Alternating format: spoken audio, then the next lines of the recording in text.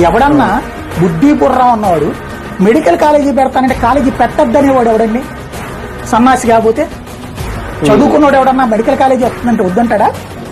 అరే ఉక్రెయిన్ వెళ్ళి చదువుకుంటున్నారని మన పిల్లలు, చైనాకి వెళ్ళి చదువుకుంటున్నారు, లేకపోతే ఇప్పుడు ఆ గొడవలతో చస్తున్నటువంటి ఆఫ్రికా దేశాలకు కూడా వెళ్ళి చదువుకుంటున్నారు.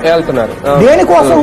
ఇక్కడ సీట్లు దక్కక, ఇక్కడ వీటిలో సీట్లు రాక, ఇక్కడ ఉన్నటువంటిది 1,00,000 మంది రాస్తే వచ్చి చస్తున్న సీట్లు 2,500 3,000 అయితే ఎట్లా బతకాలో అర్థం కాక, జీవితంలో మా పిల్లల కోరికలు తీర్చాలి, మా కోరికలు తీర్చుకోవాలని అక్కడికి పంపించి 50 లక్షలైనా 1 కోటి రూపాయలైనా తీసుకెళ్లి తగలేసి చదివిస్తున్నారు కదా తల్లిదండ్రులు.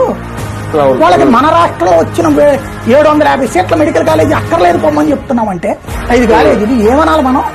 అదేమంటే బిల్డింగ్ లో గొట్టం సరిగ్గా పెట్టలేదు, పైపు సరిగ్గా సెట్ చేయలేదు, లైట్ సరిగ్గా బిగించలేదు.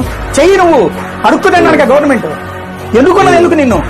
ఆఫ్టర్ ఆల్ ఒక్కొక్క కాలేజీకి ఒక 250 కోట్లు ఖర్చు పెట్టలేవా? అదేం వృధా కాదే. ఇవాళ ఖర్చు పెడితే ఏళ్ల తరబడి పడి ఉంటుందే నీకు ఒక కాలేజీ.